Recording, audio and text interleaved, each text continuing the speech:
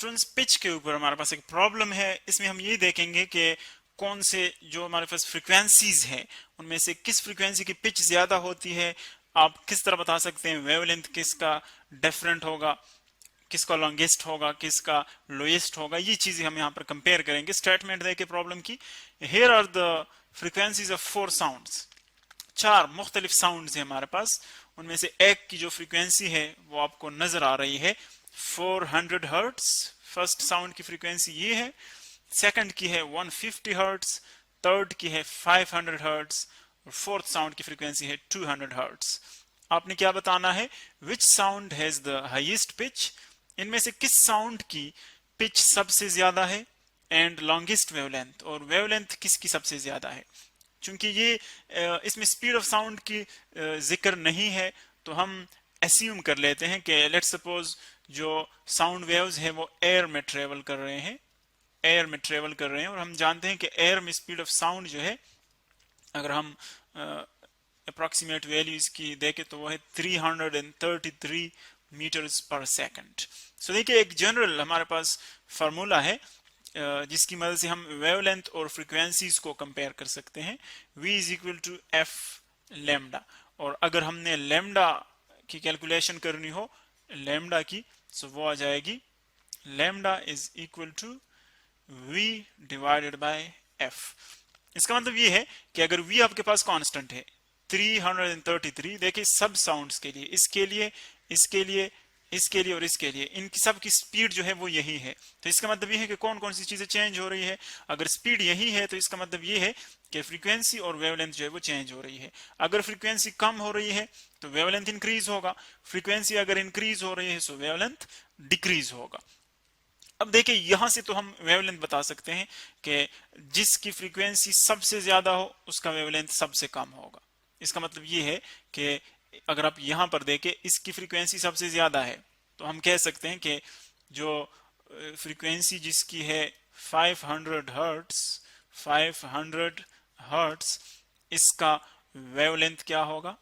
Wavelength, इसकी frequency सबसे ज्यादा है तो वेवलेंथ इसका होगा लोएस्ट, सबसे कम वेवलेंथ होगा, क्योंकि ये दोनों इनवर्सली रिलेटेड है। इसी तरह अगर आप देखें इसी फार्मूले के मुताबिक, फिर इससे छोटी फ्रीक्वेंसी ये है 400 हर्ट्स, तो इसका मतलब ये है कि इसको मैं F1 का नाम देता हूं। F2 जो है, जो इसके बाद फ्रीक्वेंसी है जो हायर है, वो है 400 हर्ट्स। तो अगर ये 400 हर्ट्स है तो इसका मतलब ये है कि ये लोएस्ट वेवलेंथ था, इसको हम 1 का नाम देते हैं। और लैम्डा 2 जो है इससे जो ग्रेटर होगा वो इसके लिए आ जाएगा, लैम्डा 2 इसके लिए आ जाएगा 400 हर्ट्ज के लिए। इसी तरह लैम्डा 3 जो है, लैम्डा 3 यानी फिर उससे बड़ा जो वेवलेंथ है वो किसके लिए होगा, वो 200 के लिए होगा। जिसकी फ्रीक्वेंसी ज्यादा हो उसकी वेवलेंथ जो है वो कम होगी, और जिसकी फ्रीक्वेंसी कम हो उसकी वेवलेंथ जो है वो ज्यादा होगी। सो अगर आप देखें इसका जो, इसकी फ्रीक्वेंसी इससे कम हो गई तो इसका मतलब है कि इसका जो वेवलेंथ है वो इस वाले से ज्यादा होगा। इसी तरह इसका वेवलेंथ उससे भी ज्यादा होगा। फिर अगर 150 आप देखें, ये 150 जिसकी फ्रीक्वेंसी है तो इसका वेवलेंथ सबसे ग्रेटर होगा, लैम्डा 4, इसका वेवलेंथ क्या होगा, मैक्सिमम। यानी हमारे पास जिस फ्रीक्वेंसी का वेवलेंथ, जिस साउंड वेव का वेवलेंथ सबसे ग्रेटर है, लॉन्गेस्ट है, वो कौन सी है, 150 हर्ट्स। जिसकी फ्रीक्वेंसी 150 हर्ट्ज से सबसे कम है उसका वेवलेंथ सबसे ज्यादा होगा। इसी तरह पिच जो है, पिच रिलेटेड है फ्रीक्वेंसी के साथ। आप इसको फ्रीक्वेंसी नहीं कह सकते, लेकिन दोनों जो है वो एक दूसरे के साथ एक स्ट्रॉन्ग रिलेशनशिप में है। यानी अगर हम कहें कि किसी साउंड की फ्रीक्वेंसी, सॉरी पिच जो है, पिच वो डिपेंड करता है किस चीज पर, फ्रीक्वेंसी पर डिपेंड करता है, फ्रीक्वेंसी पर। जिसकी फ्रीक्वेंसी ज्यादा होगी जिस साउंड की उसका पिच ज्यादा होगा, जिसकी फ्रीक्वेंसी कम हो तो उसका पिच कम होगा। यानी जिस तरह आप देख रहे हैं, जिस तरह गर्ल्स की जो आवाज होती है लड़कियों की, वो देखिए पतली आवाज होती है, इसका मतलब है कि उनकी जो फ्रीक्वेंसी है वो ज्यादा होती है, और इसीलिए उनका जो गर्ल्स का जो पिच होता है वो ज्यादा होता है। यानी पिच का ज्यादा होने का मतलब ये है कि वहां पर एक सेकंड में ज्यादा वाइब्रेशंस होते हैं। इस तरह अगर आप फॉर एग्जांपल बॉयज की जो साउंड वेव्स है उनको देखें, सो इनकी आवाज जो है वो फ्लैट होती है, यानी उनकी फ्रीक्वेंसी कम होती है, और जब फ्रीक्वेंसी कम होती है इसका मतलब है कि इनका पिच कम होता है।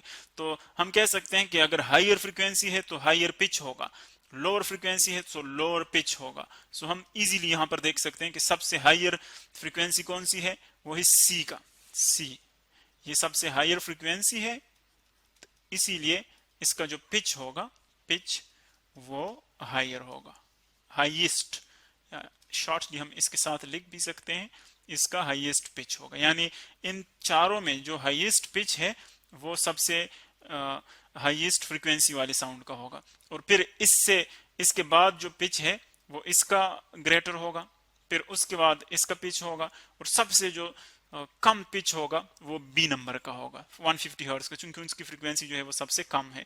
तो यहां पर हम देख रहे हैं कि अगर फ्रीक्वेंसी ज्यादा हो तो उसका पिच ज्यादा होगा, और इसी तरह अगर फ्रीक्वेंसी ज्यादा हो तो उसका वेवलेंथ जो है वो कम होगा। यानी वेवलेंथ के लिए ये इनवर्सली रिलेशनशिप है वेवलेंथ और फ्रीक्वेंसी में, जबकि पिच और फ्रीक्वेंसी में डायरेक्ट रिलेशनशिप है। जितना आप बारीक आवाज देखेंगे उतना उसका पिच जो है वो ज्यादा होगा, और जितना बारीक आवाज होगा उसका वेवलेंथ उतना कम होगा।